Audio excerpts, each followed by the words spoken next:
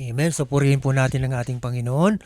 So magandang araw sa bawat isa at patuloy tayong magpuri at patuloy nating pag-aralan ang salita ng ating Panginoong Jesucristo. So bago tayo magpatuloy, tayo manalangin muna. Oh, hallelujah. Praise you, Lord Jesus. Nagpapasalamat po kami ng lubos, Panginoong Jesucristo, sa iyong kadakilaan, sa iyong katapatan, sa buhay ng bawat isa sa amin. Tunay nga po, Panginoong Hesus, na makipagsalong buhay sa iyo ay kagalakan ng lubos para sa amin. Salamat po, Panginoon, dahil patuloy niyo po kaming pinagkakalooban ng ganitong mga pagkakataon para patuloy po namin mapag-aralan ang iyong mga salita. Dahil sa iyong mga salita, natututo kami, nakikita namin ang mga alituntunin niyo, Panginoong Hesus, kung paano kami mamuhay habang kami narito sa mundong ito. At ang iyong mga salita ang siyang nagiging tanglaw sa aming paanan at liwanag sa aming mga daraanan. Tunay po, Panginoong Hesus, na kung wala ka, Panginoon, wala namang magiging kabuluhan ang aming mga buhay. Kaya mga kapangyarihan, Panginoong Diyos, na siyang may likha ng lahat ng bagay dito sa sanlibutan na ito. Kaya karapat dapat lamang po, Panginoong Jesucristo, na kayo ay sambahin, luwalhatiin at sampalatayanan. Kaya po, Panginoon, malugod ka sa buhay ng bawat isa sa amin. At alain ko po ng sino mang makapakinig sa aming online Sunday worship service na ito, kung sino man po ang makapanood, dalangin ko na mabuksan ang kanilang mga pangunawa at ganap nilang maintindihan ang iyong mga salita. At sila naman, Panginoong Jesucristo, ay makaranas ng iyong goodness, ng iyong pagpapala sa pamamagitan ng iyong mensahe. Salamat po, Panginoon, at walang ibang mapapurihan maluwalhati sa mga susunod pang sandali, kung hindi ang inyong makapangyarihang pangalan lamang, Panginoon Jesucristo. Amen. Amen. So, purihin ang Panginoon. Sa spiritual world, pag-uusapan natin sa sa umagang ito, ay merong tatlong uri ng tao. Una, yung tinatawag nating spiritually dead. Pangalawa, yung tinatawag nating mga taong spiritually immature. At pangatlo, yung tinatawag naman nating spiritually discerning. So, tatlong uri ng tao kapag ang titignan natin sa aspeto ng spiritual. So, dito muna tayo sa spiritually dead. Basahin natin ang 1 Corinthians chapter 2 verse 14. 1 Corinthians chapter 2 verse 14. Ito yung mga taong spiritually dead o yung tinatawag dito sa Bible na natural man. 1 Corinthians chapter 2 verse 14. Sabi dito ni Apostol Pablo,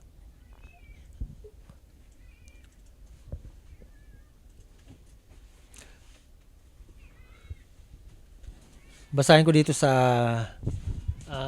New King James Version muna. But the natural man does not receive the things of the Spirit of God, for they are foolishness to him, nor can he know them, because they are spiritually discerned. So dito sa Tagalog, ngunit ang taong ayon sa laman ay hindi tumatanggap ng mga bagay ng Espiritu ng Diyos, sapagkat ang mga ito ay kamangmangan sa Kanya, at hindi niya nauunawa, sapagkat ang mga yaon ay sinisiyasat ayon sa Espiritu. So makikita natin dito, itong mga taong ito na hindi kinakasihan ng Espiritu ng Panginoon, para sa kanila, ang mga usaping spiritual ay kamangmangan. Hindi nila mauunawaan o naririnig man nila o sakali mang matanggap man nila ito, hindi nila ito nai-apply o mai-apply sa kanilang mga buhay. So, sa madaling salita, kagaya ng sinabi rito, yung natural man, patay ang kanilang mga espiritu. No? Hindi sila nakakaunawa sa mga usaping spiritual. Merong istorya dito sa Bible, may napakagandang halimbawa. Doon sa John chapter 3, verse 3, no? Nung sinabi ni Jesus na unless a man be born again, he cannot see the kingdom of God. Dito kasi merong isang Pariseo na nagngangalang Nicodemo. No? Lumapit itong si Nicodemus kay Jesus ng gabi, palihim. At sinabi sa kanya, Rabbi or teacher, no? Alam naming ikaw ay tagapagturo na nagmula sa Diyos, sabi ni Nicodemus. Kasi, sabi niya, walang makagagawa ng mga ginawa niyong himala kung siya ay hindi nagmula sa Diyos. Nung sinabi yun ni Nicodemus sa kanya, ang tugon lang sa kanya ng Panginoon,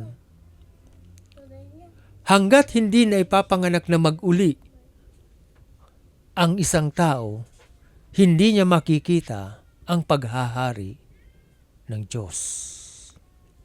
So, ang tanong naman ni Nicodemus nung sinabi yun sa kanya ng Panginoon, ang sinasalaysay ko pong ito ay nakatala po ito sa John chapter 3, no? Paano maipapanganak na mag-uli ang isang tao kung siya'y matanda na? Nangangahulugan bang siya'y muling magiging bata at siya'y babalik sa sinapupunan ng kanyang nanay para muling iluwal o ipanganak? Ang tugon naman ng Panginoon, hanggat hindi siya na ipapanganak sa tubig at sa espiritu, hindi siya makakapasok sa kaharian ng Diyos. So, dito sa pinag-aaral natin, makikita rin natin dito na mayroong dalawang pagkapanganak. No? Ano yung dalawang pagkapanganak na sinasabi natin dito? Una, pagkapanganak ng tao sa laman. Pinanganak tayo sa laman, no? Nagmula tayo sa pagkasanggol, pinanganak tayo, no? Nagmula tayo sa lahi ng isang tao, si Adan, na isang lalaki at isang babae, si Eva, no? Doon. Kaya lang, sabi sa Bible, no? Dahil sa pagkakasala ng isang lalaki, pumasok ang kasalanan o pumasok ang kamatayan sa sanlibutan sa pamamagitan ng kasalanan. Basahin nga natin sa Romans 5:19. Romans chapter 5 verse 19.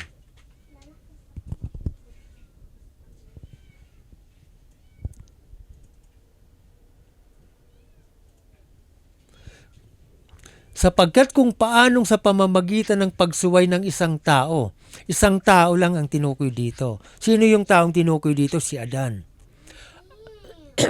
Ang marami ay naging mga makasalanan. Gayon din sa pamamagitan ng pagtalima ng isa, ang marami ay nagiging mga matuwid. So may tinukoy ditong isang tao na kung saan pumasok ang kasalanan. Tingnan din natin sa Romans chapter 5 verse 12, no? Yung tinutukoy doon sa Romans chapter 5 verse 19 na isang tao sa pamamagitan niya ay si Adan yon, kung bakit marami ang nagkaroon ng parusang kamatayan dahil sa kasalanan.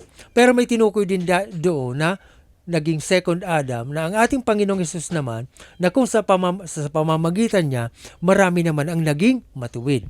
So dito naman sa verse 12 ng Romans chapter 5, kaya kung paano na sa pamamagitan ng isang tao ay pumasok ang kasalanan sa sanglibutan at ang kamatayan sa pamamagitan ng kasalanan. At sa ganito ang kamatayan ay naranasan ng lahat ng mga tao sapagkat ang lahat ay nangagkasala. So, dito sa binasa natin, no?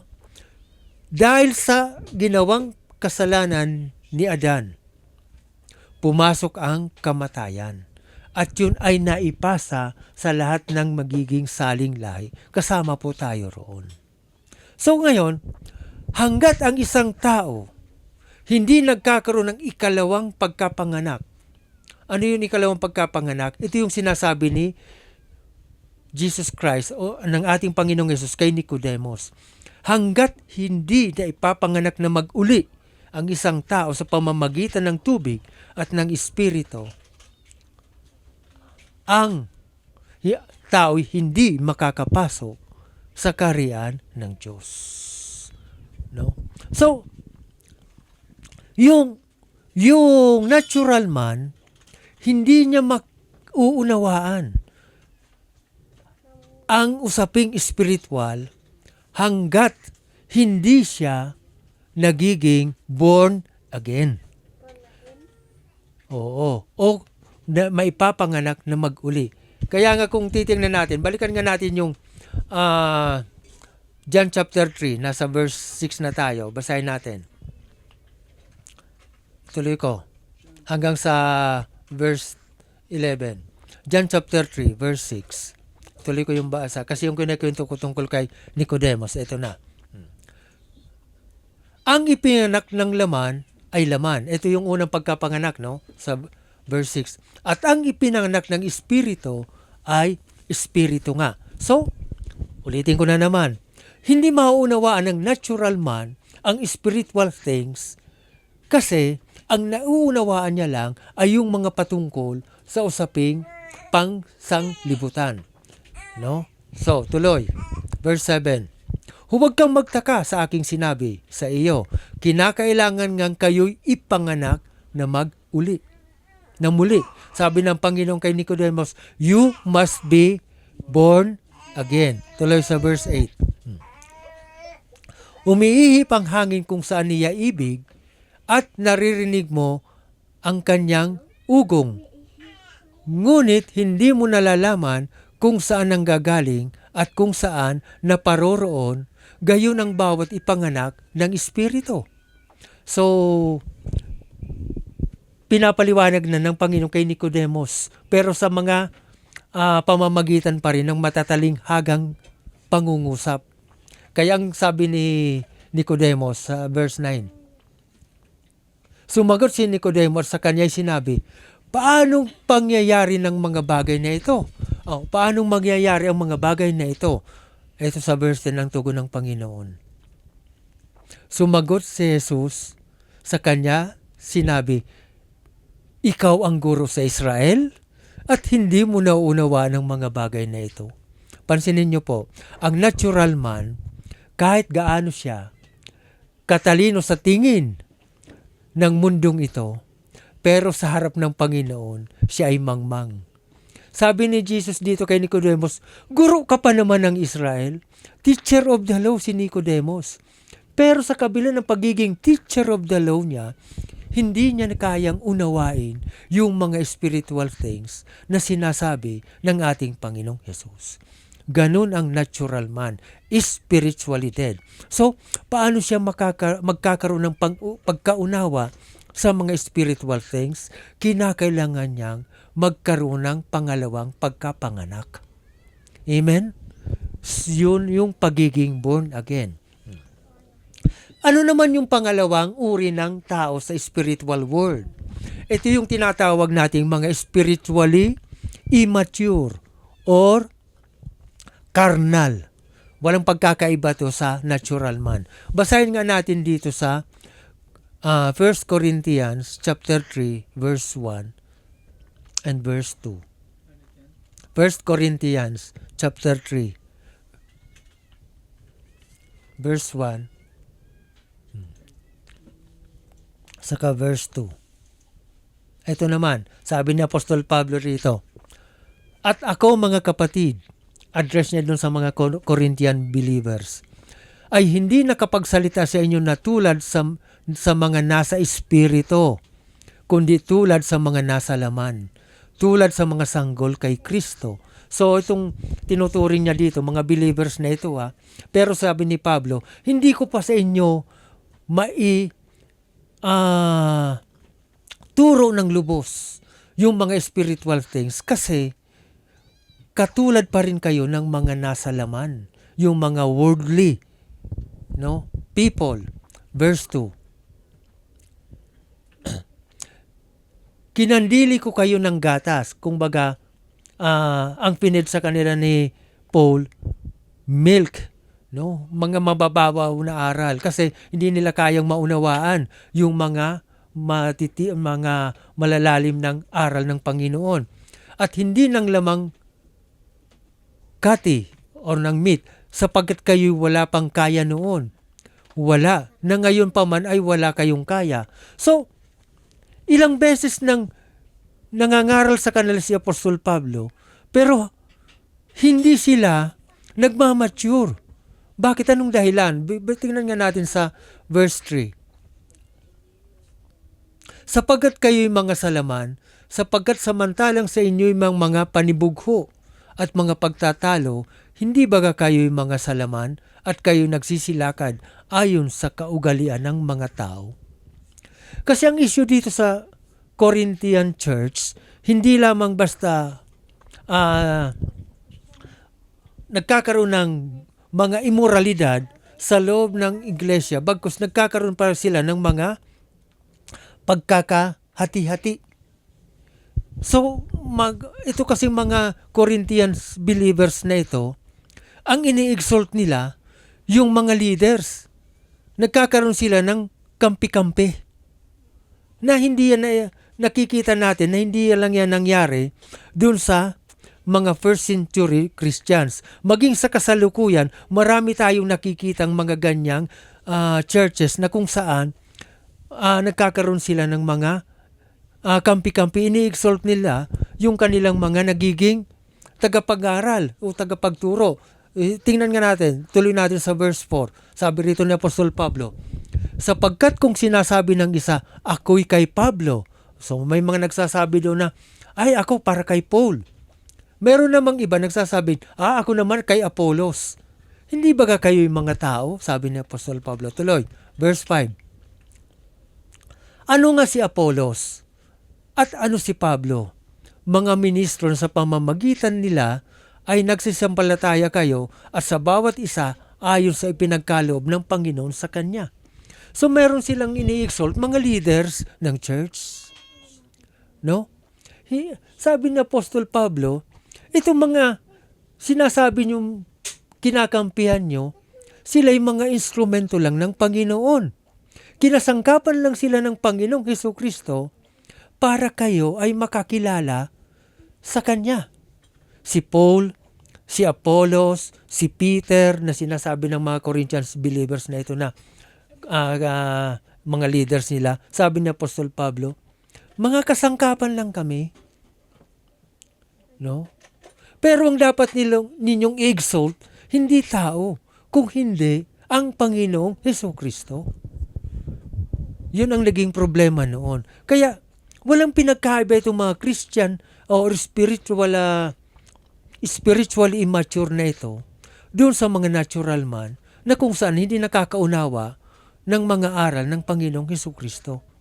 Itong mga immature na ito, natatamnan na sila, nakikita na nila ang katotohanan, pero hindi pa nila maisa pamuhay ng husto yung kanilang mga napag-aaralan sa loob ng church. Ganon ang mga nagsasabing Kristiyano sa kasalukuyan. No? Maraming na, ay, ako dito.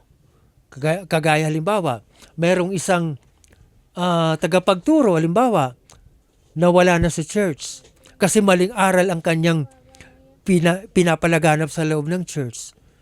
So, halimbawa, umalis ng church. Ang nakakalungkot doon, merong mga nagsasabing matatag na sa pananampalataya, susundan pa yung maling aral dahil may simpatiya sila doon sa taong umalis dahil sa maling aral. Ano yon? Sino sinusundan nila? Hindi ang Panginoong Hesus, kung hindi ang tao. Alam na nilang mali yung aral, susunod pa rin sila kasi nandoon yung kanilang pakikisama dun sa taong nagtuturo ng mali. Amen? Ito yung tinatawag nating mga karnal sa Bible. Basahin ko nga uli dito sa New King James.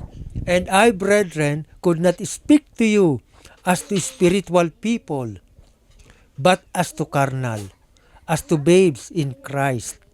I fed you with milk and not with solid food, for until now you were not able to receive it. And even now you are still not able, for you are still carnal. So, yung carnal people, walang pinagkaiba sa natural man. Ano naman yung pangatlo? Ito yung tinatawag nating spiritually discerning or spiritual person. Anong katangian na makikita natin sa spiritual person? Dito sa 1 Corinthians chapter 2 verse 15 and verse 16. Sabi rito ni Pablo,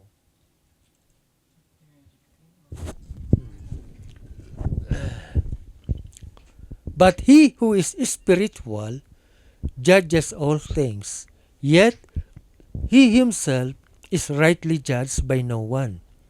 For who has known the mind of the Lord, that he may instruct him? But we have the mind of Christ. No? Ito yung sinasabi natin na ito yung sinasabi nating mga spiritual people. No?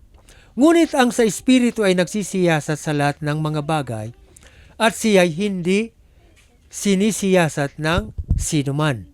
Sa verse 16, dito sa Tagalog, sapagkat sino ang nakakakilala sa pag-iisip ng Panginoon upang siya ay turuan niya, datapat na sa atin ang pag-iisip ni Kristo. So, talagang hindi mauunawaan ng natural man ang mga salita ng Panginoon kasi wala sa kanila ang kaisipan ng Panginoong Hesukristo.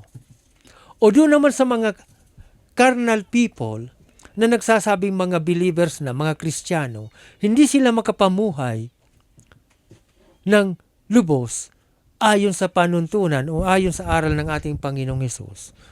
Kasi ang focus ng kanilang mga isipan, no, ang kanilang mga nasa saloobin ay puro makasanlibutan pa rin.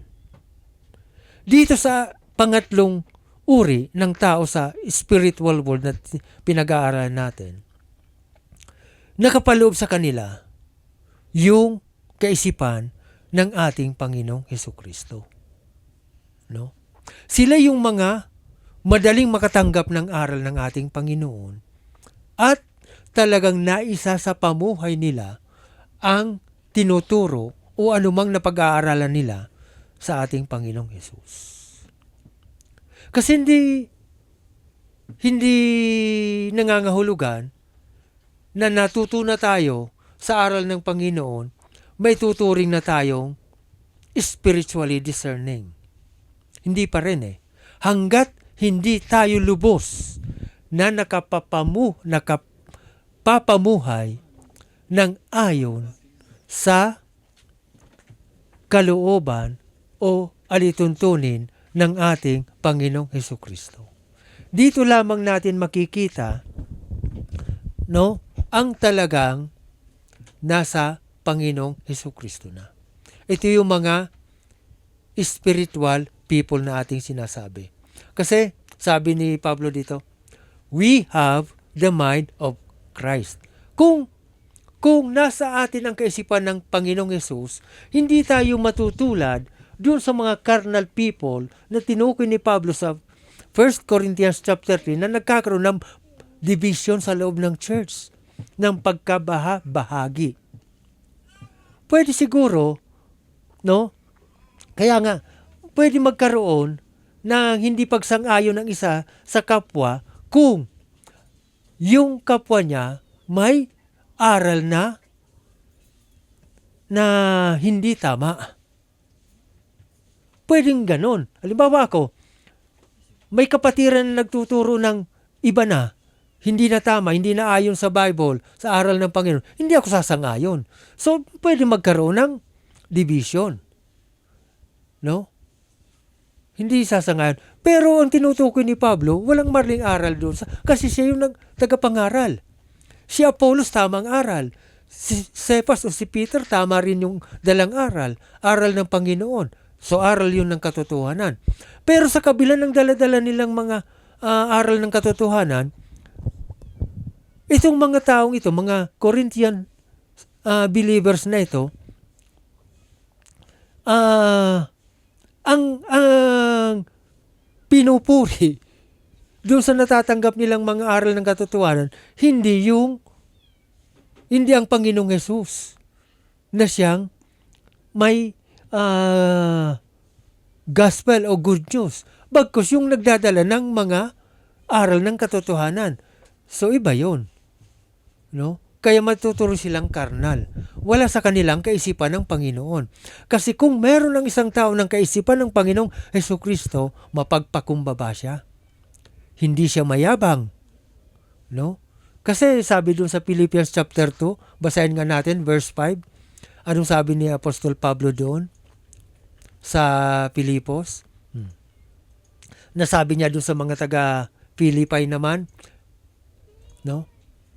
Magkaroon kayo sa inyong ng pag-iisip na ito'y na kay Kristo Jesus din naman. So, magkaroon daw sila ng kaisipan ng katulad ng kaisipan ng Panginoon. Bakit?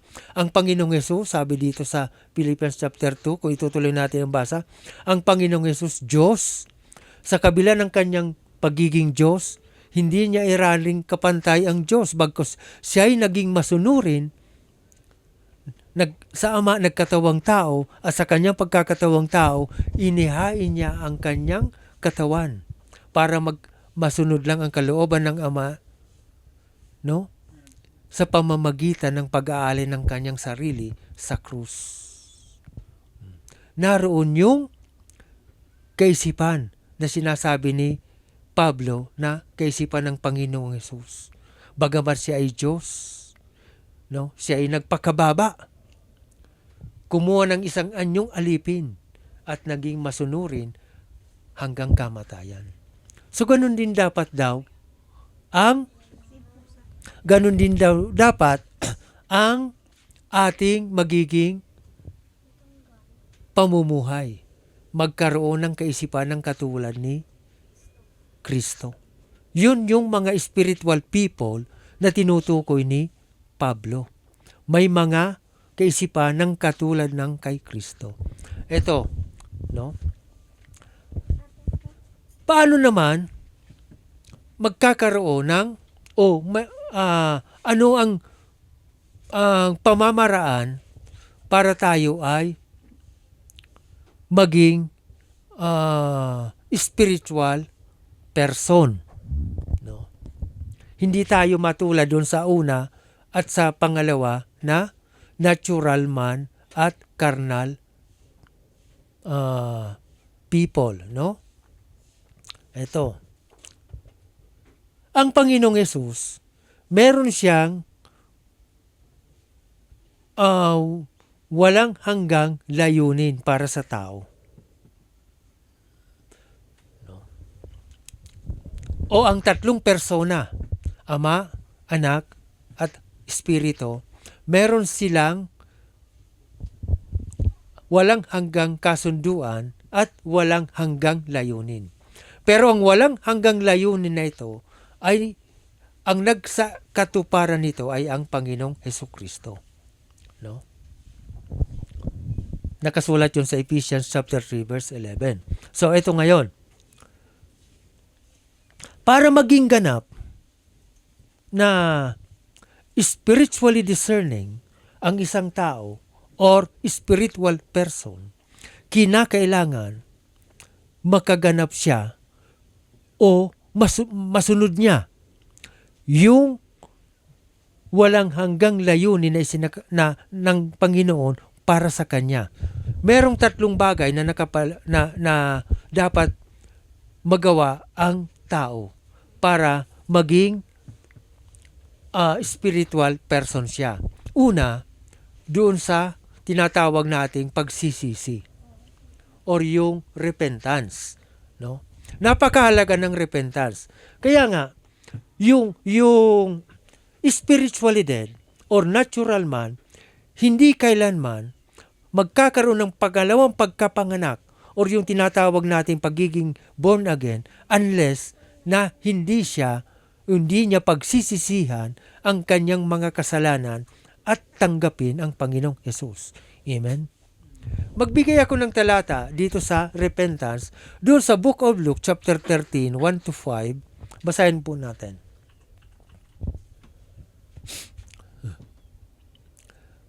Chapter 13, Luke chapter 13, verse 1. Sabi rito ng Panginoong Hesus, sabi rito sa Luke chapter 13, nang panahon ding ngang yaon ay nangaroon ang ilan na nagsipagsabi sa kanya tungkol sa mga Galileo, na ang dugo ng mga ito'y inihalo ni Pilato sa mga hain nila. Tuloy. At siya'y sumagot at sinabi sa kanila, inaakala baga ninyo na ang mga Galileyong ito ay higit ang pagkamakasalanan kaysa sa lahat ng mga Galileo dahil sa sila'y nangagbata ng mga bagay na ito. Kasi nung mga panahon na yon, maraming ipinapatay si Pontius Pilate na mga Galileans. Yung mga dugo ng mga Galileans na ito, inihalo pa sa kanilang mga ini-o-offer sa mga sakripisyo. Maraming mga Galileans ang pinapatay ni Pilato noon. Talagang tortured ang mga ginawa sa kanila. Yung tortured ang mga Galileans na ito. Yung iba sinasabit sa daanan, no? Sa kahoy nakabitin silang sa cross, tapos para sa gabi binubusan sila ng langis at sinisilaban sila. So nagiging human torch sila ng mga panahon na yun. Para pagdaan ng mga centurions, may liwanag sa kalsada. Sino yung mga torch na ginawa? Human torch, mga Galilea sa isinabit ni Pilato para patayin, silaban. Ngayon, may nagtanong kay Jesus, sabi ni Jesus dito, balikan natin yung verse 1. May nagtanong. Ayan. May nagsabi may nagtanong kay Jesus doon tungkol sa mga Galileans, no? Kung bakit nangyari sa mga Galileans na yon. Ang tugon ng Panginoon sa kanila dito sa verse 2, at siya'y sumagot at sinabi sa kanila, inaakala baga ninyo ng mga Galileyong ito ay higit ang pagkamakasalanan kaysa sa lahat ng mga Galileo dahil sa sila'y nangagbata ng mga bagay na ito. Sabi ni Jesus doon sa mga kausap niya, inaakala nyo ba na yung mga pinapatay ni Pilato, yung mga na-torture ng mga Galileans na yun, higit ang kasalanan kaysa sa inyo? Verse 3. Sinasabi ko sa inyo, hindi. Datapwat, malibang kayo'y mangagsisi, ay mga mamatay kayong lahat sa gayong ding paraan. So, sabi ng Panginoon, unless you repent, you will all likewise perish. So, ang unang panawagan ng Panginoon sa tao, magsisi, repent. Yun din ang panawagan ni John the Baptist yung sa preparation ng pagparito ng Panginoon sa kanyang pagkakatawang tao. Sabi ni John the Baptist sa panawagan, repent, for the kingdom of God is at hand. Ganun ang sabi ng lagi ni Jesus, magsisi kayo. Dahil kung hindi kayo magsisi, matutulad kayo sa mga Galileans na yon. Pero may ibang pinupunto rito ang Panginoon ng kamatayan. No, hindi hindi sinasabi na dito ng Panginoon, in general na ito, hindi lang doon sa mga Galileans na yon, bagkus sa lahat na ito ng uuring tao. Hanggat hindi nagsisisi ang isang tao, mamamatay siya. No? Sa lawa ng naglalagablab na apoy, yung tinatawag natin na ikalawang kamatayan. Kasi kung walang repentance na mangyayari sa isang tao, hindi niya makikilala ang Panginoong Hesus. Mananatili siyang patay spiritually. Hindi siya mamumulat sa katotohanan. So, may repentance na dapat mangyari sa isang tao. Pangalawa, dapat magkaroon ng pananampalataya ang isang tao sa Panginoon. Kasi sabi sa Book of Hebrews, sabi rito, Hebrews chapter 11 verse 6, basahin nga natin.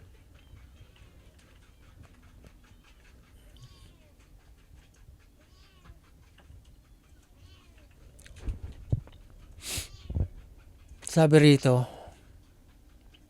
sa verse 6, at kung walang pananampalataya ay hindi maaring maging kalugod-lugod sa Kanya, sapagkat ang lumalapit sa Diyos ay dapat sumampalatayang may Diyos at siya ang tagapagbigay ganti sa mga sa Kanya ay nagsisihanap. So, pangalawa, na nais ng Panginoon para maging mamula tayo totally, no? Magkaroon tayo ng spiritual discernment. Kinakailangan magkaroon tayo ng pananampalataya sa Kanya, sa ating Panginoong Hesus. For without faith, it is impossible to please God. Kung walang pananampalataya ang isang tao, hindi kailanman malulugod ang Diyos sa Kanya. Yung pagsisisi, nangangahulugan na magsisimula doon yung pananampalataya niya. At ang pananampalataya, laging may kalakipyan na pagsunod. So, yung pangatlo ay obedience, ang nais ng Panginoon sa isang tao. So, tatlong bagay ito. Repentance, faith, and obedience. Napakahalaga. Hindi matatawag na ang tao'y may pananampalataya kay Jesus kung walang kalakip na pagsunod. Amen? Sa Bible, maraming mga passages ang mababasa nating patungkol sa obedience. Halimbawa, isang talata, sabi doon sa John chapter 14 verse 15 ni Jesus, if you love me, keep my commandments. Sabi ng tao, may pananampalataya ako kay Jesus. Minamahal ko naman si Jesus. Pero, hindi naman siya sumusunod sa Panginoong Hesus. May tuturing ba siya nagmamahal sa Panginoon? Hindi. Ang hinahanap ng Panginoon ay obedience, hindi sacrifice. Sa Old Testament kasi may nangyaring isang insidente doon sa kwento sa 1 Samuel chapter 15. Si King Saul, no, si Haring Saul, inutusan ng Panginoon na lipulin ang Amalekites. No, gigirahin nila yung Amalekites. Lilipulin nila lahat. Walang ititira. Bata, matanda, lalaki, babae, lahat lipulin. Lahat ng hayop din. Kaya lang itong si Saul, no, may tinira. Si King Agag, yung hari ng Amalekites, hindi niya pinatay. At hindi lang yun. Nag-separate pa siyang matatabang tupa. Yung mga magagandang hayop, hindi niya rin pinatay. Itinabi para i-offer daw sa Panginoon. Ayan. No? So, hindi sumunod si Saul sa utos ng Panginoon na sa paglipol sa mga Amalekites. Eto ngayon, dumating si Propeta Samuel. Sabi kay Saul, parang may naririnig akong mga iyak ng mga hayop ng mga tupa. Sabi ni Samuel, alam niya na propeta siya Pero sabi niya, parang sinabi niya lang kay Saul, parang naririnig ko yata mga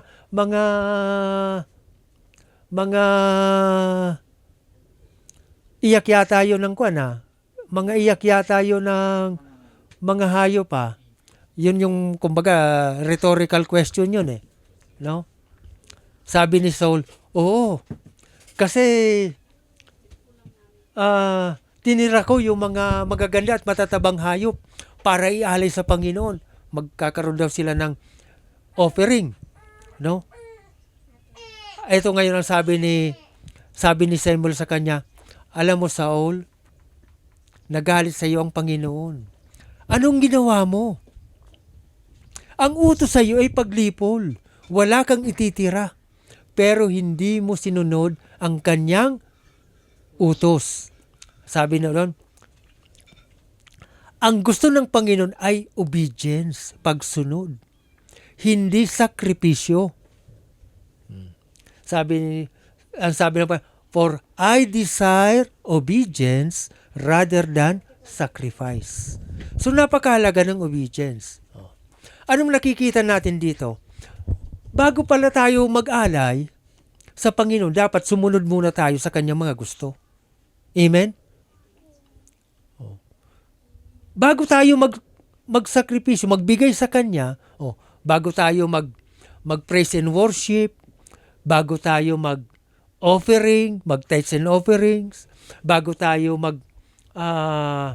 mag-conduct ng mga services para sa kanya, kinakailangan pala mauna yung obedience natin sa kanya. Amen? Yung pagsunod para maging pleasing sacrifice ang hain natin para sa kanya. Kasi ang desire ni Jesus, obedience, hindi sakripisyo. Yung mga pag-aalay natin para sa kanya, ito'y pamamaraan lang, pakita lang natin sa kanya na talagang minamahal natin siya sa pamamagitan ng ating mga alay. Pero mawawalan ng kabuluhan yung ating mga iniaalay sa kanya kung nag-aalay lang tayo sa kanya every Sunday or every worship service lang. Kung hindi worship service, yung ating mga buhay, iba na yung ginagawa. Wala nang pagsunod sa Panginoon. Hindi na natin sinusunod yung kanyang mga kautusan. Wala nang saysayon. Para tayong nagsasakripisyo katulad ng mga pagano. Wala nang saysayon para sa Panginoon. So napakahalaga, para maging spiritual person ng isang tao, kinakailangan magkaroon siya ng lubos na pagsisisi. Once na nagsisi tayo, or nagrepent tayo, kinakailangan hindi tayo pabalik-balik sa ating mga nakagawiang mga pagkakamali. Amen? Kinakailangan magkaroon tayo ng ganap na pananampalataya sa ating Panginoong Hesukristo. Panampalatayaan natin na ang lahat ng ating napag-aaralan patungkol sa ating Panginoong Hesus ay totoo. Amen? Kasi yun naman ang ibig sabihin ng pananampalataya. Faith is the substance of things hoped for, the conviction of things not seen. Panampalatayaan natin na ang Panginoong Hesukristo, siya ang makapangyarihang Panginoong Diyos, anak na nagkatawang tao. Sa kanyang pagkakatawang tao, siya'y ganap. At sa kanyang pagiging ganap ay ginampanan niya ang pagiging lahat sa lahat. So siya yung all and in all.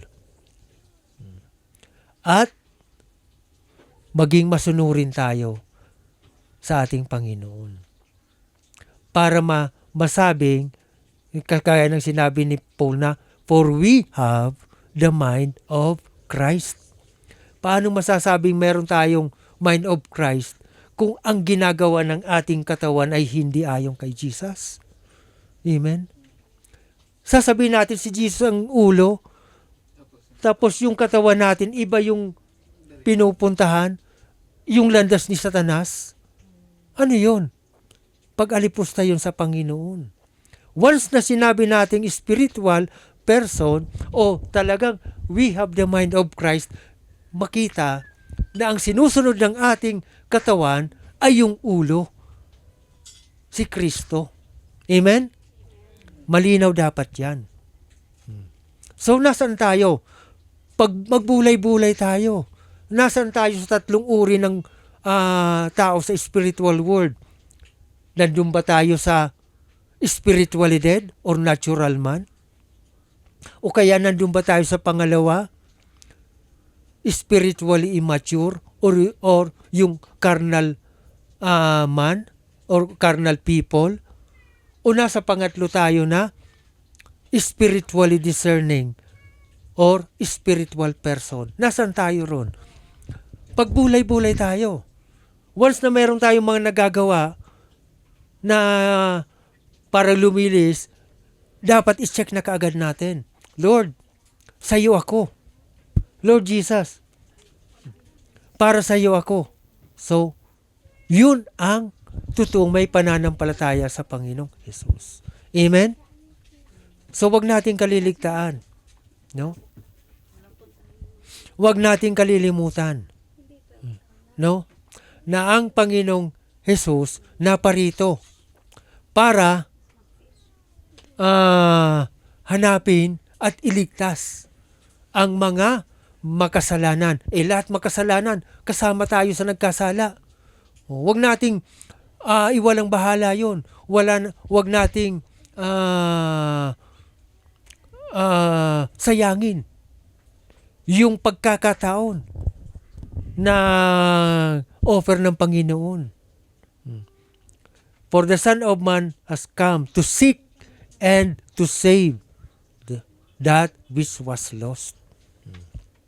Luke chapter 19 verse 10. Naparito, hanapin yung mga ligaw ang landas para iligtas. Huwag nating huwag nating sayangin. Dapat magkaroon, para sa atin magkaroon ng kabuluhan yun. Amen? So purihin natin ang Panginoon dahil patuloy niya tayong tinatagpo, patuloy niya tayong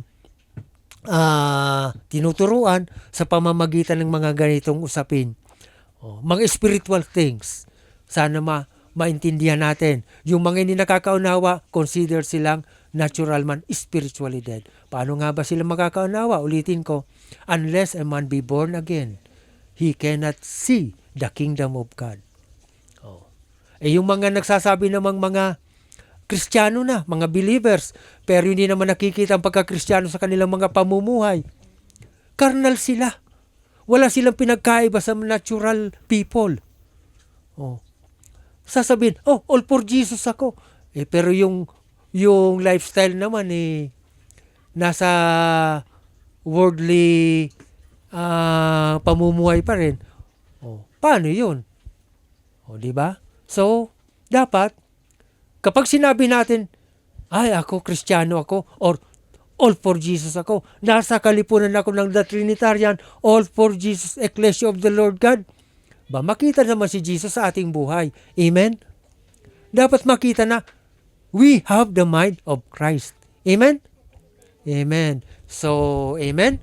So, tatandaan po natin, repentance, faith, and obedience. Tatlong bagay ang nais ng Panginoon para maturing tayong spiritual person.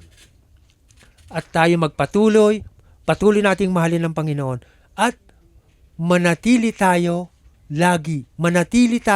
sa Kanyang presensya. Amen. So, purihin natin ating Panginoon. Isang clap offering nga para kay Jesus. Amen. So, muli, tayo'y manalangin. Hallelujah. Praise you, Lord Jesus. Maraming salamat po, Panginoong Jesus, dahil naparito ka makapangyarihang Panginoong Diyos, anak, na parito para magkatawang tao. At sa iyong pagkakatawang tao, ikaw ay naging ganap at sakdal. At kayo nagkatawang tao para tubusin ang sangkatawan na ito mula sa kasalanan. Kaya lubos kami nagpapasalamat, Panginoong Yesus. Dahil isa kami sa mga tinubos nyo. At nais namin, Panginoong Yesus, na makapanatili sa iyo. Wala kaming ibang gagawin, Panginoong Yesus, kung hindi ang patuloy na sumampalataya sa iyo, patuloy na sumunod sa iyo. Dahil ang lahat ng mga aming kasalanan ay napagsisiyanan namin. Kaya hindi na kami babalik at pabalik-balik sa mga iniwanan naming mga kasalanan. Bagkus, Panginoong Yesus, kami ay patuloy na susunod sa iyo. Kung saan ka naroon, ay doon din kami susunod, Panginoong Yesus. Kagaya ng iyong sinabi, Panginoong Yesus, sa Juan 10:27, Panginoon, or John 10:27, sabi niyo doon, my sheep hears my voice, and I know them, and they follow me. Kaya, Panginoong Yesus, bilang mga tupa na itinuring niyo, Panginoon, kami ay susunod sa iyo, Panginoon. Salamat po sa iyong mga salita na siyang amin na pag-aralan sa mga nagdang sandali. Dalayan ko po na ito ay tumimo sa mga nakapakinig nito. At ito ay ma-digest nila, Panginoon, mabulay-bulay nila, at sila ay magkaroon ng paglago sa kanilang mga pananampalataya. Dalayan ko, Panginoon, na mas malawak pa ang marating ng aming online Sunday worship service, Panginoon. Pagpalain niyo po ang lahat ng kalipunan ng Top J Church, at bawat isa sa amin, Panginoong Yesus, ay bigyan niyo po ng gabay. Gabayan niyo kami, bigyan niyo kami ng karunungan para patuloy naming maipahayag ang iyong aral at patuloy maihasik ang iyong katotohanan. Salamat po, at wala kami ibang dalangin kung hindi hanggang sa huling sandali ng aming mga buhay, patnubayan niyo po kami para kami ay maging tapat sa iyo hanggang sa walang hanggan. We love you so much, Lord Jesus Christ. Ang lahat ng ito'y dalangin namin sa makapangyarihang pangalan niyo lamang, Panginoong Jesucristo. Amen. Amen. Amen. So purihin natin ang ating Panginoong Yesus. Magandang araw po muli sa bawat isa. The Lord bless us all. Amen. Amen.